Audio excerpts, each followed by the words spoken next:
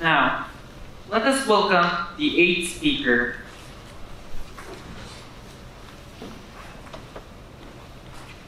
The eighth speaker is Mr. Takeru Nishimura. He drew the log B and choose the topic 2.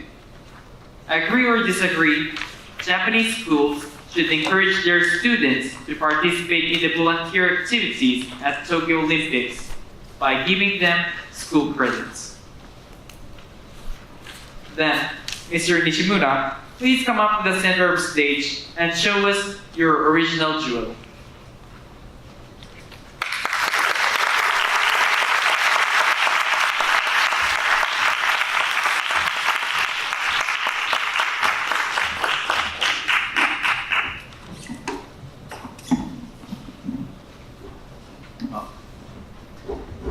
Thank you, Master of Ceremonies, honorable judges. Good afternoon, ladies and gentlemen.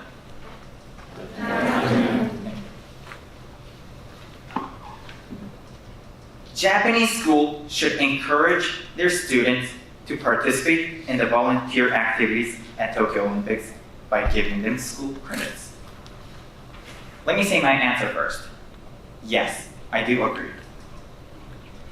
Next year, the 2020 Tokyo Olympics are gonna come to Japan.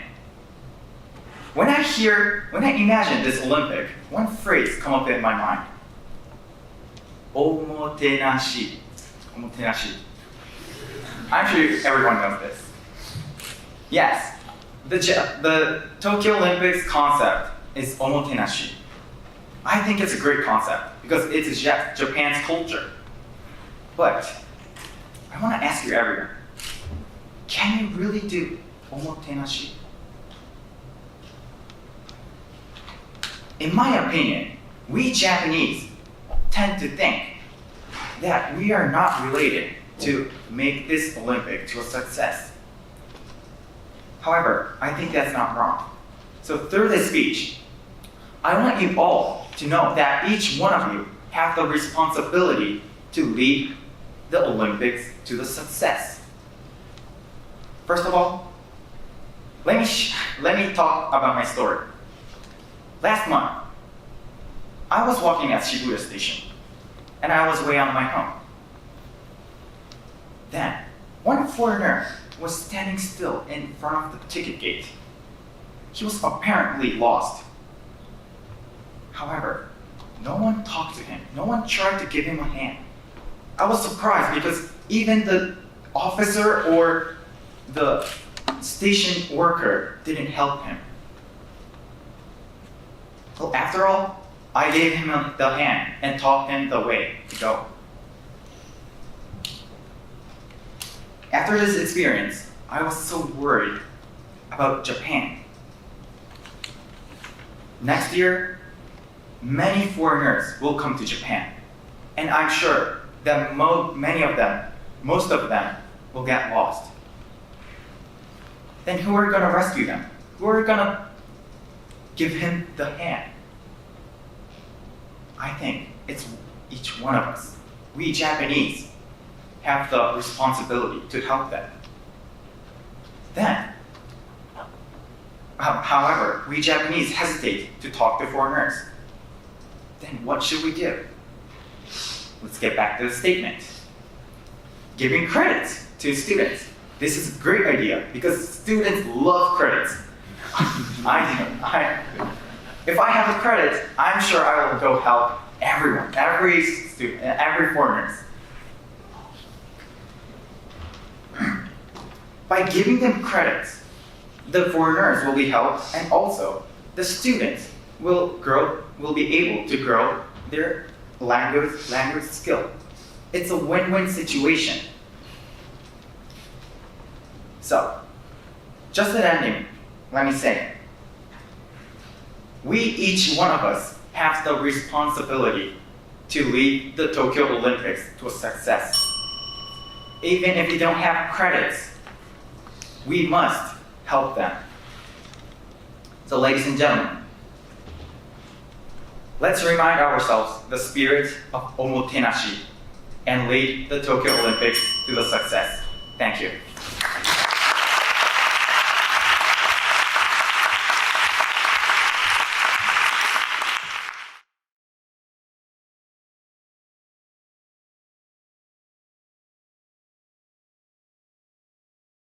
Let us welcome the eighth speaker. The eighth speaker is Mr. Takeru Nishimura from Hosei University. He will deliver his speech under the title, The True Achievement. The True Achievement. Then, Mr. Nishimura, please come up to the center of the stage and show us the brightness only you can bring.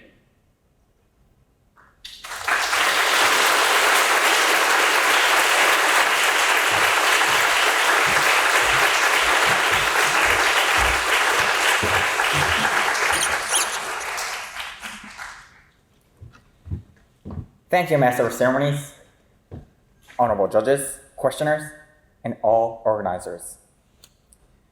Good afternoon, ladies and gentlemen. Thank you. Dear my fellow ESS members, why do we deliver our speeches? Your goal may be to participate in the open contest. Your purpose may be to convey your true message. Then, here's one question for you. As speakers, do you have something that you want to say, or do you just want to say something? Both may be correct, but there's a big difference between those, and it took me years to notice that. So today, let's think together by sharing my whole speech life until today. As for other people, please take it as your daily life. I'm sure you can say the same thing. When I was a freshman, I was drafting out my first ever speech. I wanted to deliver a speech that attracts everyone and that could convey my true message. Yes, I was a speaker who had something to say. I worked harder than anybody else out of my single-minded goal to participate in the open contest. But as time went by, I affronted huge walls. I couldn't draft a convincing speech. Eventually, I became panicked, and all I could think of was how I could participate in the open contest. And this led me to the wrong track. Not just in speech activities, but also in sports, work, and many other occasions in life as well. I'm sure we would set a goal and define its purpose. However, do we not ever lose sight of the purpose by pursuing too much for its goal? Such action can lead us to unexpected results, or even make the goal meaningless. The problem is, we have no awareness of that. That's why I'm giving this speech. Through this speech, I want you all to go back to your own senses and reconsider about your purpose, to lead yourself to the true achievement. Let's have media literacy. This was my first message, of which I actually didn't much care about. Media literacy was totally unnecessary for me because I had a supreme buddy, Wikipedia. I wanted to write more about magic or how to calm my mother's anger. But my surroundings told me, you can't win with that. Without noticing, my purpose changed to meet the judging criteria. But then, everything went smoothly. I happened to win my very first open contest. I achieved my goal. Fame, prize, and a huge trophy fell into my hand. I got everything. I got everything. I thought I got everything. Something was wrong. Shame, guilt, and emptiness was there, rather than the achievement that I had expected. Then I finally realized I had completely forgotten the reason why I was delivering my speech. Delivering a speech for meeting the criteria was not the something that I wanted to do. It turned out that I was a person who just wanted to say something. In first place, why do we happen to focus too much on the goal and lose sight of its purpose? It is because the goal is a visible guideline that you can easily measure, while the purpose is invisible and hard to measure. Goals like TOEIC scores or participating in open contests are easy to measure, while purposes like improving English skills or conveying your true message is hard, isn't it? Therefore, we tend to desire to achieve the visible goal, and then we forget the invisible purpose. Then what happens next? We become to choose any means necessary to achieve the goal.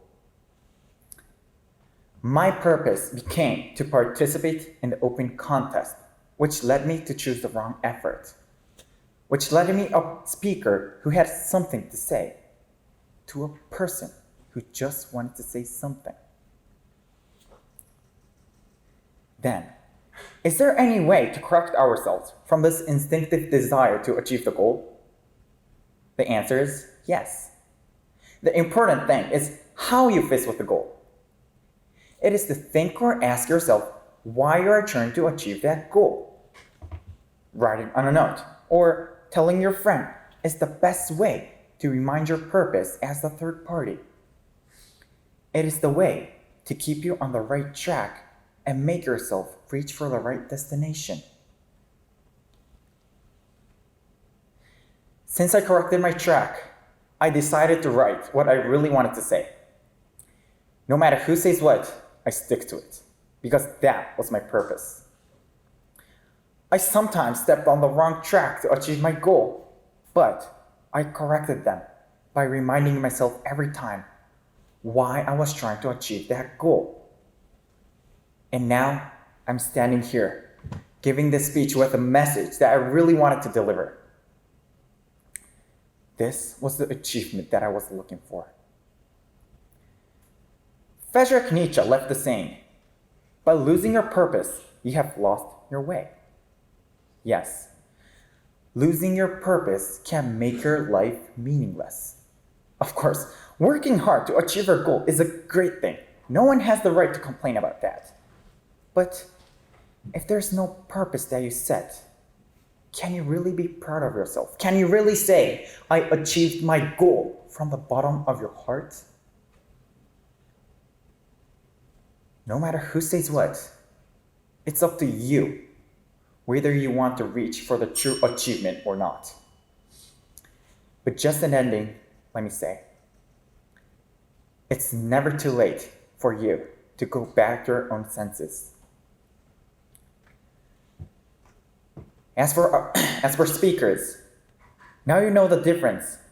Which are you gonna be?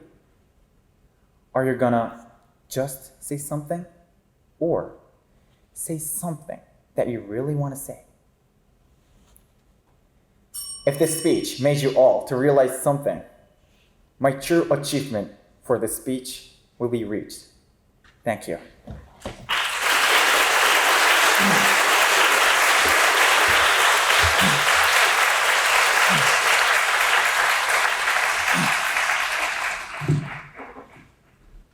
We have a question and answer period.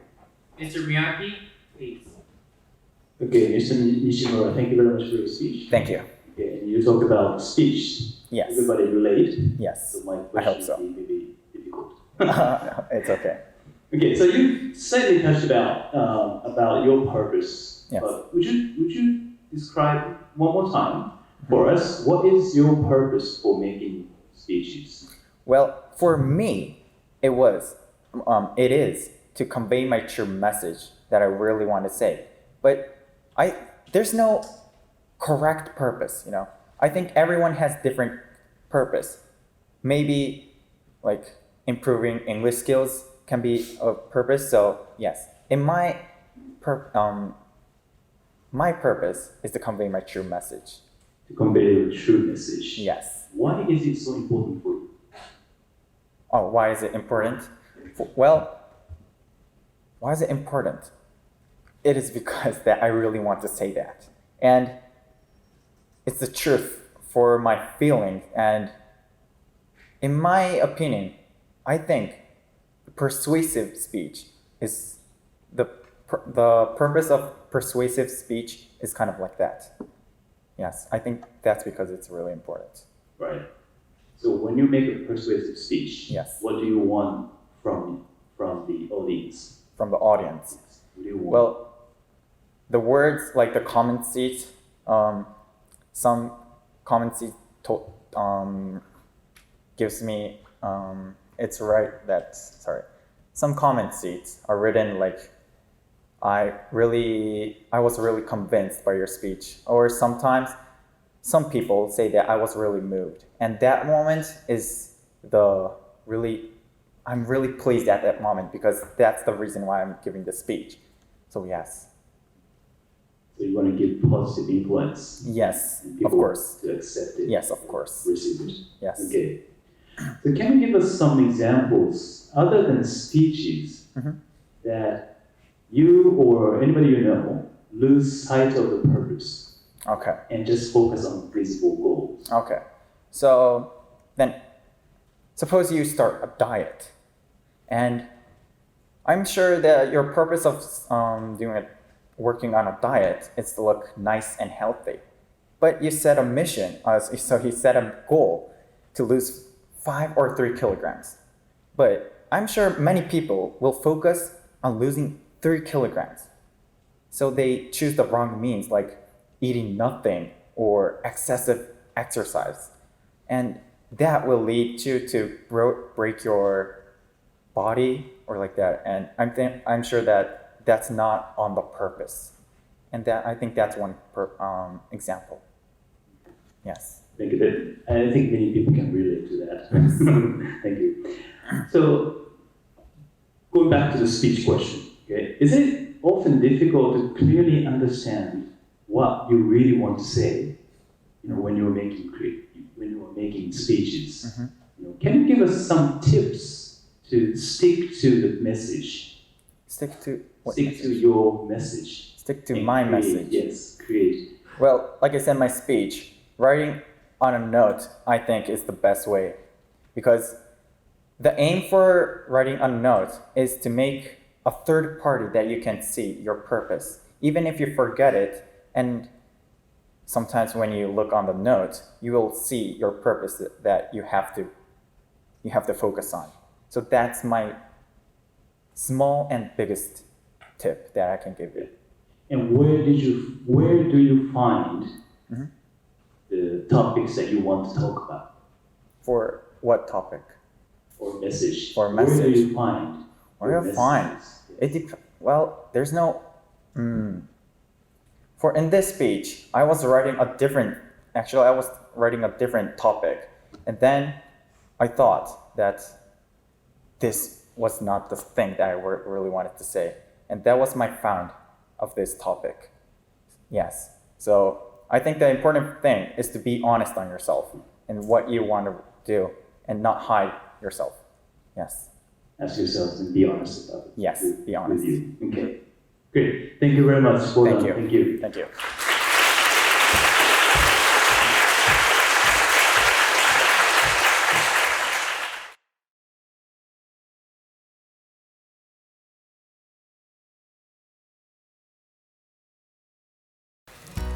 まあ本当にただただ驚きっていう部分で正直エクステンポは僕すごい苦手なんですけど、でもその中でも自分の中ではベスト尽くせたかなっていう内容だったんで、負けても悔いはないっていう感じだったんですけど、結果が実を結んだんで、本当に嬉しいの一言ですね。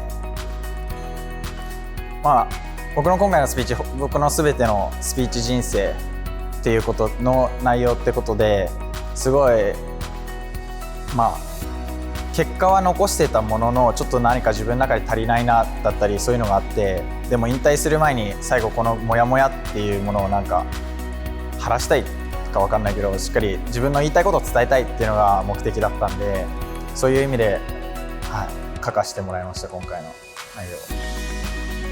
いやもうウィナーズコメントでも言ったんですけど、もう夢のまた夢みたいなところで、去年僕は叶わなくてここに立つことがもう割と諦めてたっていうか、本当にもう雲の上みたいな存在っていうか場所で、でももうなんか立っちゃったっていうか、立てて本当に感慨深かったです。もう集大成って言ってもいいんじゃないかなっていうぐらいですね。